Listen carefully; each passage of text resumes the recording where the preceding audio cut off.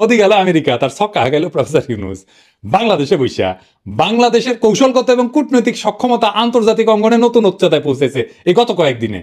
বিশ্বব্যাপী প্রযুক্তিগত এবং রাজনৈতিক অগ্রগতির কেন্দ্রবিন্দুতে বাংলাদেশ এখন একটা গুরুত্বপূর্ণ খেলোয়াড় হিসেবে আবির্ভূত হয়ে গেছে। ইলন মাস্কের সাথে আমেরিকাত গিয়ে মোদি মিটিং করেছে, আর তার কয়েক ঘন্টা আগে প্রফেসর ইউনূস ইলন মাস্কের সাথে মিটিং করেছে। আমরা মোদির আমেরিকা সফরের সাথে প্রফেসর ইউনূসের ইলন মাস্কের মিটিং এর একটা তুলনামূলক আলোচনা করব। ইলন মাস্ককে যারা চিনেন না আর কেন ইলন মাস্ক আগামী বিশ্ব রাজনীতিতে গুরুত্বপূর্ণ তা একটু আলোচনা করে নি। ইলন মাস্ক টেসলা কোম্পানির মালিক, ও শুধু প্রযুক্তি উদ্যোক্তা না, এখন বিশ্ব রাজনীতির একটা গুরুত্বপূর্ণ চরিত্রে পরিণত হয়েছে। এর কারণ হইতেছে ব্যবসায়ী স্বার্থ, প্রযুক্তির উপর আধিপত্য এবং আন্তর্জাতিক কূটনীতিতে তার ক্রমবর্ধমান প্রভাব। স্পেস এক্স এবং মহাকাশে সে রাজত্ব করে।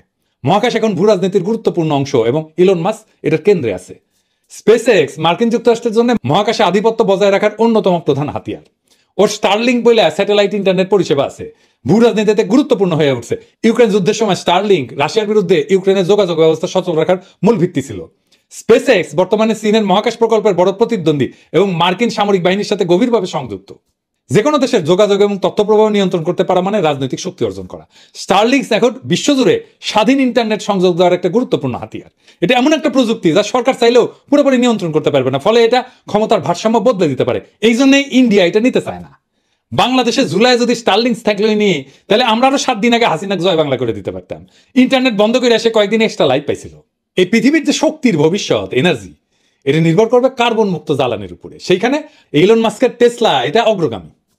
বৈদ্যুতিক গাড়ি শিল্পের নেতৃত্ব দিয়া ওই ফসিল ফুয়েল মানে পেট্রোল, তেল, কেরোসিন ইত্যাদি এটার ভিত্তিক যে অর্থনীতি এটাকে চ্যালেঞ্জ করছে সে। চীন, আমেরিকা, ইউরোপ, ভারত সবাই চায় টেসলার প্রযুক্তি এবং বিনিয়োগ, ফলে এই দেশগুলোর উপরে সে প্রভাব বিস্তার করতে পারে।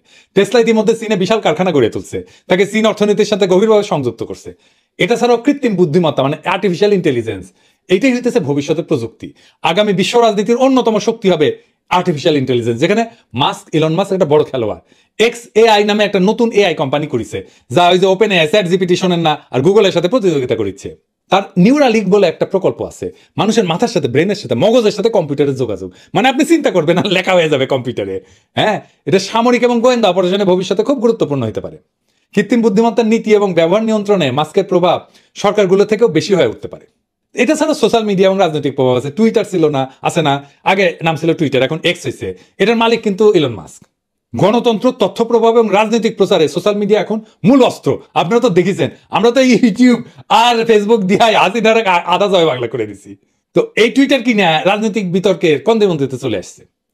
বিশ্বজুড়ে জনমত তৈরিতে টুইটারের বিশাল ভূমিকা আছে, যেটা এখন তার নিয়ন্ত্রণে।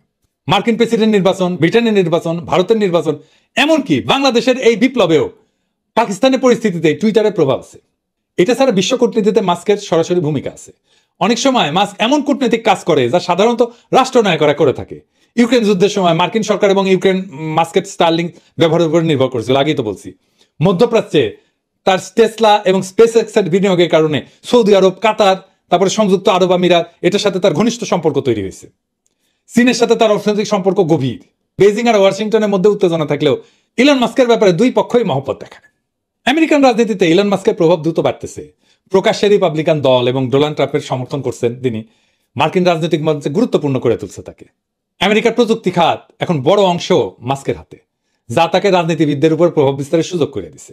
তাই আগামী দিনে আন্তর্জাতিক রাজনীতিতে ইলন মাস্কের ভূমিকা অনেক রাষ্ট্রনায়কের চাইতেও বেশি গুরুত্বপূর্ণ হতে পারে। এই জন্যই প্রফেসর ইউনূসের সাথে ইলন মাস্কের মিটিংটা গুরুত্বপূর্ণ। কি আলোচনা হয়েছে? বাংলাদেশের স্টারলিংক আসছে। এইটা বাংলাদেশের গ্রামীণ জনগোষ্ঠী, নারী উদ্যোক্তা এবং তরুণদের ক্ষমতায়ন করতে পারে। প্রফেসর ইউনূসের একটা গ্রামীণ ফোন নিয়ে একটা এক্সপেরিয়েন্স আছে। স্টারলিংকের সাথে গ্রামীণ ফোন এবং এই গ্রামীণ ইন্টারনেট কমিউনিকেশন এইটার সাথে যুক্ত হয়ে যাবে। প্রফেসর ইউনূসের একটা থিওরি আছে, কিভাবে উন্নত প্রযুক্তি ব্যবহারের মাধ্যমে দরিদ্র এবং প্রান্তিক জনগোষ্ঠীকে অর্থনীতির মূল ধারায় নিয়ে আসা যায়। এবং এই ধারণা ইলন মাস্ক খুব খাইছে, খুব আগ্রহ সহকারে শুনছে এবং বাংলাদেশে উদ্যোগের প্রশংসা করছে। এবং ইলন মাস্ক যারা এখানে মিটিং এ ছিল, আমি তাদের কাছে শুনছি এমন শ্রদ্ধার সাথে প্রফেসর ইউনূসের সাথে কথা বলছে, সেটা তুলনাবিহীন। এবং আমরা পরবর্তীতে দেখবো মোদির সাথে কেমনে কথা বলছে। এটা ছাড়াও ইলন মাস্ক তার বাংলাদেশ সফরে আগ্রহ প্রকাশ করছে। আন্তর্জাতিক পর্যায়ে বাংলাদেশের গুরুত্বকে প্রতিষ্ঠিত করবে ইলন মাস্ক যদি আসে। এইটাই প্রমাণ করে যে বিশ্ব প্রযুক্তি অঙ্গনের অন্যতম প্রধান নেতা বাংলাদেশকে গুরুত্ব সহকারে বিবেচনা করতেছে। এই বৈঠকের সফল আয়োজনের পিছনে ছিলেন আমার গুরু খলিল ভাই এবং স্পেস এক্স এর global engagement adviser Richard Griffiths. তারা ওয়াশিংটনে বৈঠকের এমন সময়টা এমন ভাবে নির্ধারণ করছে, আলোচনার কাঠামো তৈরি করছে যাতে এটা মোদির ওয়াশিংটন সফরের সাথে একই সময় হয়। এটা ছিল একটা খুবই কৌশলগত সিদ্ধান্ত, যা ভারতের প্রভাবকে পাশ কাটায় বাংলাদেশের অবস্থানকে শক্তিশালী করছে। এইখানে নরেন্দ্র মোদীর ব্যর্থতা কি? মানে আমেরিকা সফরে ইলন মাস্ক এবং ট্রাম্পের সাথে মিটিং এ, এটা একটা কূটনৈতিক বিপর্যয়। আসেন কূটনৈতিক বিপর্যয়টা কি আর একটু বুঝে দেখি। ইলন মাস্কের সাথে মোদির বৈঠকটা প্রতীকী এবং সৌজন্যমূলক, এর বেশি কিছু ছিল না। আলোচনায় নানা কিছু আসছে, কিন্তু কোনো বড় তাৎপর্যপূর্ণ সিদ্ধান্ত হয়নি। ভারতের চূড়ান্ত সিদ্ধান্তহীনতা এবং দফায় দফায় বাধার কারণে স্টারলিংসে ভারতে প্রবেশ অনিশ্চিত, যাচ্ছে না। আপনি মোদির সাথে ইলন মাস্কের মিটিং এর ইলন মাস্কের হাতের ভঙ্গিটা দেখেন, এইটা সে বড় করে দেখেন, এই যে এইরকম করে বসছে না, দেখেছেন? এই যে ভঙ্গি, এটা পাওয়ার আর কন্ট্রোল। তার মানে ওই মিটিং এর মাস্টার ইলন মাস্ক। সব পাওয়ারফুল মানুষ অবচেতনে এইভাবে হাতের ভঙ্গি করে আরেকজনের সাথে কথা বলার টাইমে। আপনি যখন পাওয়ারফুল হবেন তখন দেখবেন আপনার হাতে হয়ে গেছে।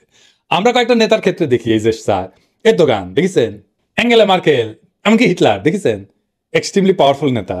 ট্রাম্প, তাহলে বুঝেছেন ওই মিটিং এর মাস্টারকে। এখন দেখিচ্ছি আমার ক্ষুদ্র ভ্রাতার ভগিনীরা ইঙ্কা করে হাত রেখেছে, আমি বলে দেখবার পারিচ্ছি। যাই হোক, টেস্ট করিচ্ছে ক্যাঙ্কা হবে পাওয়ারফুল এলে এসে। আমরা টেসলা ফ্যাক্টরি বাংলাদেশে আনতে বলবো। মোদির জন্যে ইলন মাস্কের সাথে ব্যর্থ আলোচনাই না, বরং ওয়াশিংটনে মার্কিন প্রেসিডেন্ট ডোনাল্ড ট্রাম্পের সাথে তার বৈঠক ও চরম হতাশার। মোদি চাইছিল ভারতীয় পণ্যের জন্য শুল্ক ছাড় এবং মার্কিন পণ্যের জন্য ভারতের শুল্ক কমানো। হ্যাঁ, কিন্তু ট্রাম্প ভারতীয় পণ্যের উপরে নতুন করে শুল্ক আরোপের সিদ্ধান্ত ঘোষণা করছে। এটা মোদির জন্য বড় ধাক্কা। মোদি চাইছিল বাংলাদেশকে নিয়ে নেতিবাচক প্রচারণা চালাতে, কিন্তু ট্রাম্প স্পষ্টত বিষয়টা এড়ায় গেছে। এটা প্রমাণ করে যে বাংলাদেশ বিরোধী প্রচারণা আর আগের মতো আমেরিকান সমর্থন পাচ্ছে না। আর একটা গুরুত্বপূর্ণ ব্যাপার ঘটছে, চীন প্রসঙ্গে নীরবতা। মোদি আশা করছিল যে ট্রাম্প চীনের বিরুদ্ধে কঠোর মন্তব্য করবে, যা ভারতের জন্য কৌশলগত সুবিধা দেবে, কিন্তু ট্রাম্প একবারও চীনের বিরুদ্ধে কোনো কথা বলেনি, যা ভারতের ইন্দো প্যাসিফিক নীতির জন্য একটা বড় ধাক্কা এবং মোদির জন্য একটা অপমানজনক কূটনৈতিক আচরণ ছিল। মানে মোদি যতবার গেছে মার্কিন রাষ্ট্রপতি আগায় যায় তাকে নিয়ে আসছে। এটা কিন্তু কূটনীতিতে একটা বড় জিনিস, রাষ্ট্রপতি আগায় যায় তার ভিতরে নিয়ে আসবে। মোদির সফরের সময় তার জন্য আনুষ্ঠানিক অভ্যর্থনা দেওয়া হয়নি, আগে দেওয়া হয়েছে। ফলে ট্রাম্প প্রশাসনে প্রধান দরজা দিয়ে না, পাশের প্রবেশদ্বার দিয়ে প্রবেশ করছে, যার প্রতীকী অর্থে একটা কূটনৈতিক অবমাননা এবং পরাজয়। একই সময় ওয়াশিংটনে বাংলাদেশের পক্ষে কৌশলগত সাফল্য এসেছে, যেখানে ভারত কূটনীতিকভাবে পিছায় পড়ছে।